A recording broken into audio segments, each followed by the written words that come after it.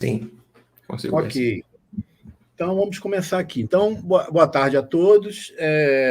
O título desse meu trabalho, Os Nomes Geográficos Não Nascem nos Mapas, uma análise resumida sobre o nome América. Então, é em conjunto com o professor Paulo Márcio Leal de Menezes. E não é uma pesquisa profunda, mas é uma reflexão que eu estou propondo aqui para nós avaliarmos a importância da grafia de um nome geográfico num mapa. Então, eu vou contar um pouco a história do nome América, como o nome América surgiu e como ele ficou para até os dias de hoje, né, para a posteridade. A ideia é essa, que a gente faça uma reflexão a respeito da grafia no determinado mapa. Então, seriam os mapas as certidões de nascimento dos lugares. Então, quando nasce um cidadão, ele na maternidade mesmo já ganha uma certidão de nascimento, aquele documento fica a sua vida inteira, né? E os lugares? Os lugares, os nomes não aparecem, né? Alguém coloca esses nomes lá. E como que isso surge, né? Então, aí à direita, nós temos o mapa de Valdez Miller, de 1507, onde, pela primeira vez, foi grafado o nome América, né? Esse mapa tem um nome, traduzindo do latim, um desenho de toda a Terra, seguindo a tradição de Ptolomeu e das viagens de Américo Vespúcio e outros. Então, pela primeira vez, surge o nome América, mas não só o nome América, né? Tem outras características importantes nesse mapa que a gente vai ver mais à frente. Onde surgiu o nome? Surgiu na França, numa cidade da França chamada Saint-Dié-des-Vosges. Através de um cânone da igreja do Saint-Dié, que reuniu um grupo de acadêmicos. Dentro desse grupo de acadêmicos, Valdez Miller fazia parte. E o Lud, né, que é o cânone que liderava esse grupo dos chamados cosmógrafos, né, ele estava particularmente interessado em cosmografia e queria criar uma imagem do mundo que combinasse o conhecimento antigo da Grécia, do Ptolomeu, com os novos relatórios que chegavam das expedições marítimas realizadas na época, onde o Américo Vespúcio era um dos navegadores. Então, algumas características desse mapa, que era inédito para a época, né? Ele aparecia dividido em 4 partes, né? Pela primeira vez, apresenta o mundo dividido em 4 partes, porque até então o continente americano não aparecia, só aparecia a África, a Europa e a Ásia. Então, pela primeira vez, aparece África, Europa e Ásia, e mais o continente sul-americano.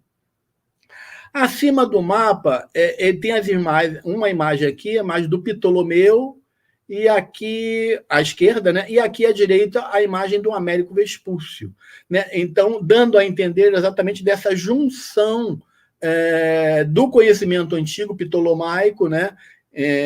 Com o conhecimento advindo da nova cartografia das novas terras descobertas, chamado Novo Mundo, né? A Europa é apresentada no centro, então é um viés político, né? A Europa sendo apresentada no centro. Então, ele é eurocêntrico, né? Ele foi impresso em 12 folhas separadas, então aqui tem as 12 folhas separadas, né? Onde aparece o nome América, é exatamente essa aqui que eu mostrei anteriormente ali, para serem montados numa superfície plana. A medição total dele, 1,4 metros, 1,4 de altura por 2,4 de largura. A folha onde encontra-se o nome América, ela mede aproximadamente 46 por 51 centímetros. Mas por que América e não Colômbia, né? Não foi Colombo que chegou primeiro, então isso aí se deve a um outro alemão que fazia parte também do grupo lá de Saint-Dié, que era um pacote, né? Além do mapa de Valdez Miller, tinha também um livro e um globo terrestre que eles construíram na época. Então, um globo, um livro e um mapa do Valdez Miller. Esse globo foi o primeiro globo comercialmente impresso na história, né? E o livro chamava Cosmography Introduction, então, a introdução à cosmografia. Então, de acordo com o Toby Lester, foi Ringman que provavelmente grafou o nome América. Então, o nome América não vem nem do Valdez Miller.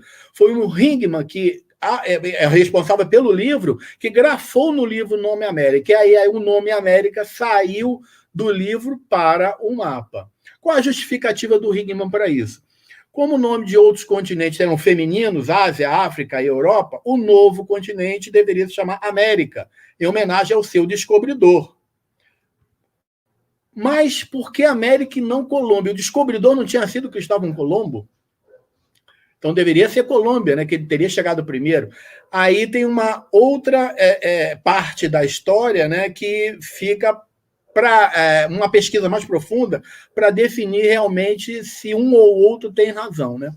Apesar das viagens do Colombo terem começado em 1492, ele só teria tocado o solo continental em 1498, em sua terceira viagem. E, de acordo com uma carta escrita por Vespúcio, endereçada a um duque, datada de 1504, ele chegou ao continente um ano antes de Colombo, em 1497. Alguns historiadores colocaram em xeque essa missiva e a autenticidade do documento. Porém, o Ringman e o Waldseemüller decidiram levar em consideração e se basearam no seu conteúdo para nomear o novo continente. Por isso, América. Em homenagem à Américo Vespúcio, os dois alemães baseados nessa missiva. E aí demandaria uma pesquisa mais aprofundada para saber se a missiva existiu ou não, porque foi contestada por alguns historiadores. 1000 cópias do mapa foram impressas em 1507, mas logo desapareceram. Ao contrário do livro, que foi preservado em bibliotecas, os mapas foram destinados a instituições de ensino e não duraram muito tempo, pela utilização dos estudantes e professores. Ficou um exemplar remanescente que foi descoberto em 1901 no castelo da família de um príncipe alemão chamado Waldburg-Wolfegg. Então, a família do príncipe havia adquirido o mapa, que já era uma preciosidade, né, de um fabricante de globo chamado Schroner. Em 2003, o príncipe vendeu o mapa ao Congresso dos Estados Unidos por $10 milhões, e hoje esse mapa se encontra na Biblioteca do Congresso norte-americano. Houveram alguns protestos com relação ao nome América, né, dado ao novo continente pelo grupo de Saint-Dié. Um deles foi do frade espanhol Bartolomeu de Las Casas, que na primeira metade do século XVI afirmou que foi uma injúria e injustiça a Colombo, cujas viagens antecederam as de Américo Vespúcio.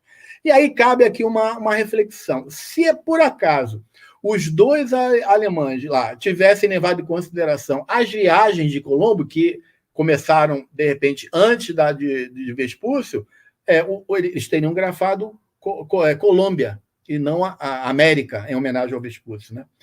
Porém, como eles levaram em consideração a tal missiva, né, que foi trocada entre o Vespúcio e o Conde, dizendo que ele teria chegado em 1497 e o Colombo só teria tocado em 1498 na sua terceira viagem, prevaleceu essa versão e o nome continuou. Para os interessados, aqui no Brasil tem um facsímile dessa obra na Biblioteca Nacional do Brasil. A bibliografia. Agradeço a atenção de todos. Muito obrigado.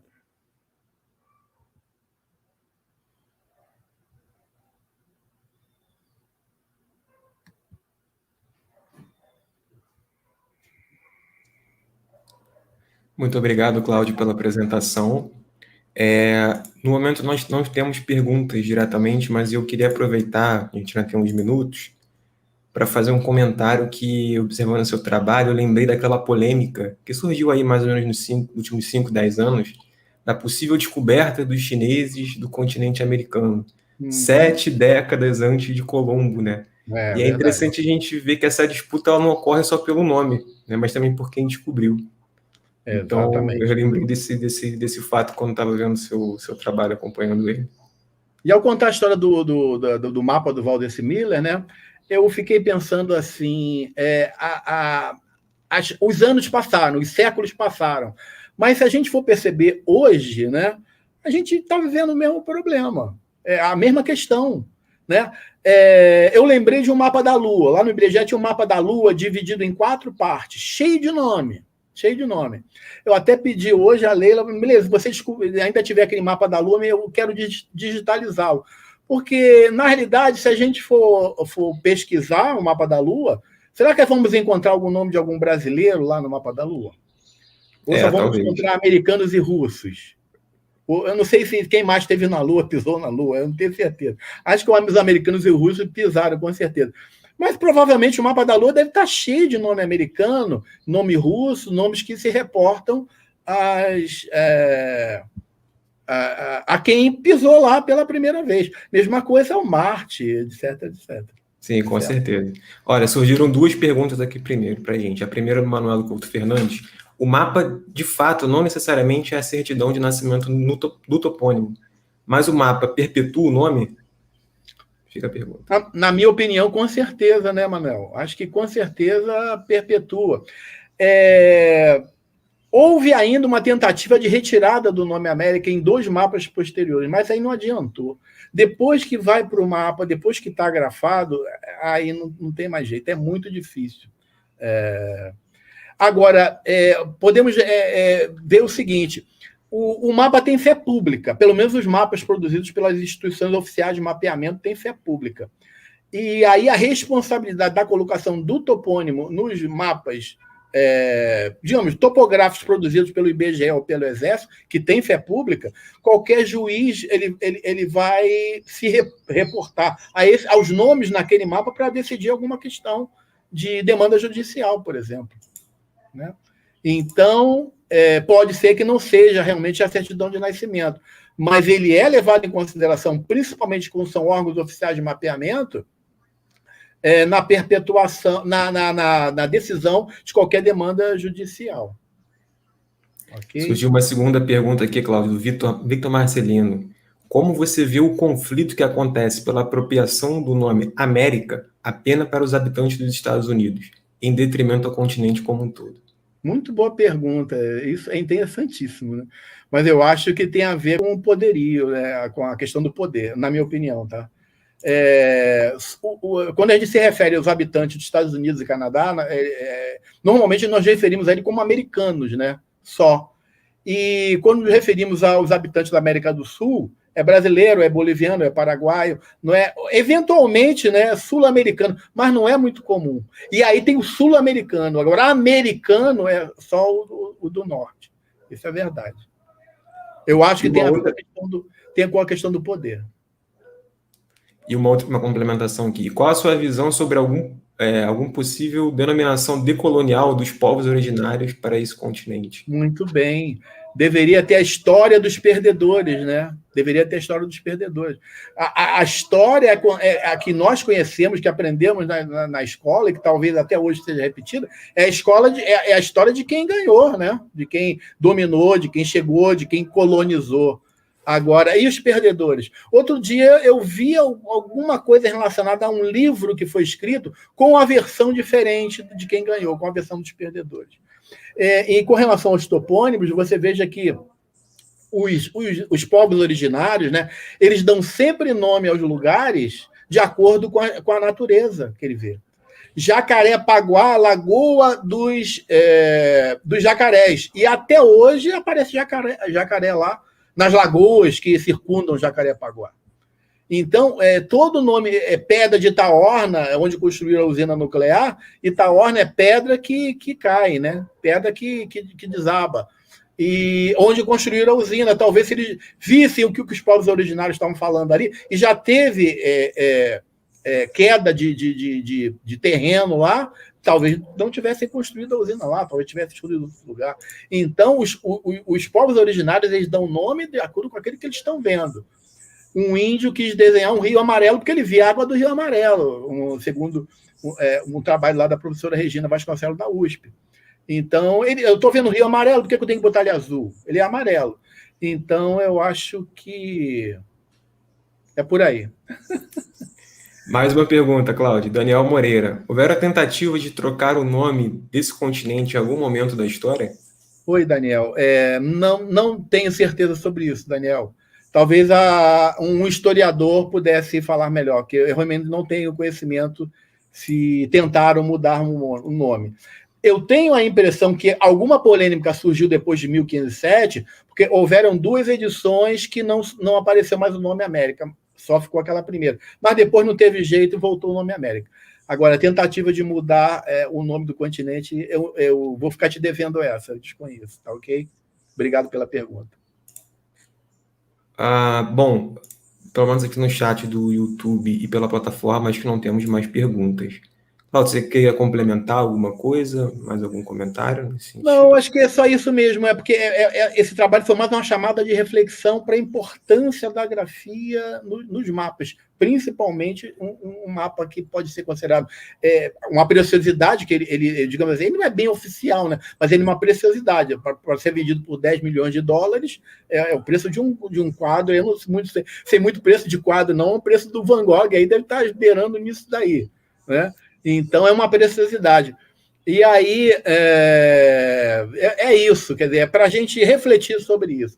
Principalmente os cartógrafos na hora de colocar um nome no mapa, tá ok? Para não botar o nome do amigo, do irmão, do parente. Uma vez eu estava lá na Bahia reambulando, o meu amigo me deu uma hospedagem lá no condomínio onde ele morava, e eu resolvi botar o condomínio lá no mapa. Mas é uma coisa errada, depois eu me arrependi. Entendeu? Não é legal, não, a gente levar por esse lado, não. É o que o morador informa. O que o morador informa vai para lá, não porque você é amigo do cara.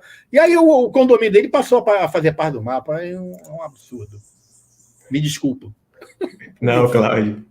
Bom, Cláudio, te agradeço então pela apresentação, pela participação. Tá? Valeu. Obrigado, Caio. Nada.